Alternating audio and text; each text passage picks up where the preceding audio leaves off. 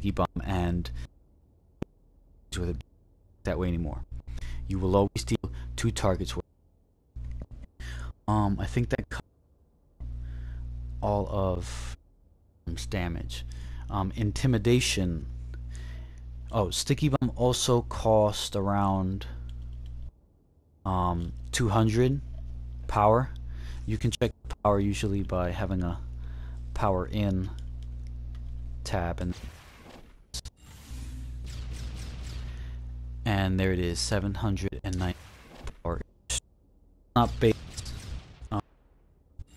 base power, just what each piece of item level gear that you have that's high, that will increase the power cost. So sticky bomb's pretty cheap. Intimidation I think costs exactly the same thing, and that's the next power I'm going to talk about. Intimidation should cost around 795. So it's also pretty cheap. Intimidation is a proccing ability, and a proc is basically a procedure of random damage. So as long as intimidation is on cooldown, you have a chance to proc it, and there is 1 yellow damage tick. Show it on my combat log. There, 2455. So now it has a chance to proc off weapon damage and powers. That right there had nothing to do with intimidation. That was my blast adapter from the home turf mod. So it'll proc off of weapon damage. If you have a weapon that has, that's dealing a high hit counter rate, you'll deal more procs. On powers, with powers, it's only the initial cast. There, it triggered off right there. It's only on for burst powers. It's basically just that when you throw the burst power, there's a chance that it's also going to activate intimidation. If it's a damage over time ability, like cryo foam, cryo field, fear gas, or even sticky bomb, it doesn't work like 3 or 4 or 5 ticks in you'll get an intimidation proc. It doesn't work that way. It's only the first time you cast any power, that's when you have a chance to activate the proc, with the exception of channeling abilities.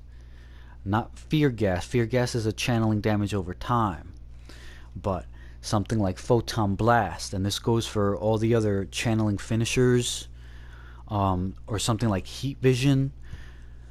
If you use a self-buff proc ability like intimidation or menace is in mental, you'll have a chance to proc the damage while channeling on those type of powers.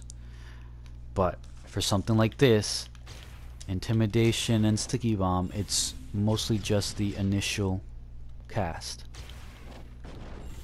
It will never be like right there. You'll see it, intimidation hit for 45, 44. You'll never see it during the DOTs. It's always initial cast. I think I set the power cost for intimidation already. It's about the same as sticky bomb. The procs, again, they vary. It depends how active you are, what you're using to if you're doing the AM with intimidation, you'll proc some damage with it. You're not going to suffer too much from it, but the amount that you proc totally depends on how active that you are, and in weapons cases, how often you hit the counter, or how fast you can get that counter going.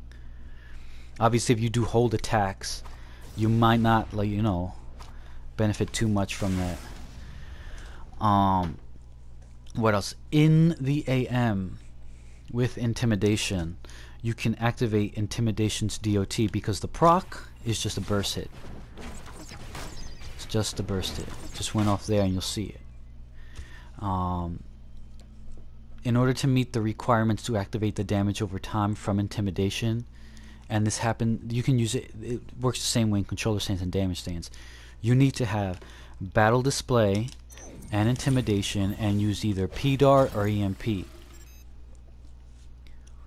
Now, if you use it with P dart, you can basically go anywhere in the room. As long as P dart can hit, At max far range, which is 25 meters for P-Dart, alright, you'll throw it and you'll activate the DOT. If you use it with EMP, alright, Intimidation still on cooldown and have battle display up, this is DOT. So, and this is close range, this is melee range. So wherever wherever P-Dart or EMP hit their target, if battle display is active and Intimidation is on cooldown, that is where you'll hit the damage. Now, Intimidation's DOT does the same damage per tick as Cryo Field. The downside with Cryo Field is it's not very practical. It has long cooldowns, 15 seconds, and you have to be within melee range, and you have to constantly be there in order to activate the damage. Intimidation is much better than it. If you're looking for a DOT type of build and trying to keep sustained damage on bosses or fights that have really big health pools on the enemies. Let me show you in controller stance, because again you can use this in controller stance. Now you could use P-Dart or EMP. Those are the only two that can activate it once you have battle display and Intimidation up. And there's the DOT. So if you're looking for some type of offensive build, you might have to sacrifice maybe a defense debuff, maybe distract, depending on the type of content you're doing. If there's if it's not that difficult, you could probably get away with just getting rid of your power heal, like the Fib or Battle Drone or whatever. But Battle Drone is pretty good for a damage build anyway. But you'd have to work around with your loadout if you were to fit in Intimidation, Battle Display, and P-Dart or EMP. But you can use it in controller stance. I think that covers it. One thing I want to add for Sticky Bomb: if you have an encased target, it will only deal 1 tick of damage. The other 3 ticks won't register on the target inside.